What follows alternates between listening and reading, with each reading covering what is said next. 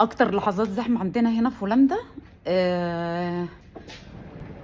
قبل بدايه السنه الجديده وفي اواخر السنه القديمه وقبل اجازه الصيف. تلاقي البلد كلها واقفه على رجل، زحمه زحمه زحمه ودوشه دوشه دوشه دوشه دوشه.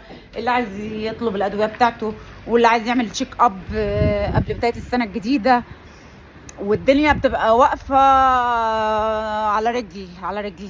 يعني انا دلوقتي جاي اطلب الادويه بتاعتي قبل السنه ما تخلص، والصبح كنت عند دكتور السنان عشان ما اسيبلهمش ال 100 يورو اللي عند التامين. 128 يورو او 150 يورو. ذكاء بصراحه. فتلاقي كله بيجري بيجري بيجري بيجري عشان يلحق يخلص. الوقت هناك بيجري بسرعه جدا جدا جدا فوق مما تتخيلوا بصراحه. مركم تخط، كله هيبقى كويس.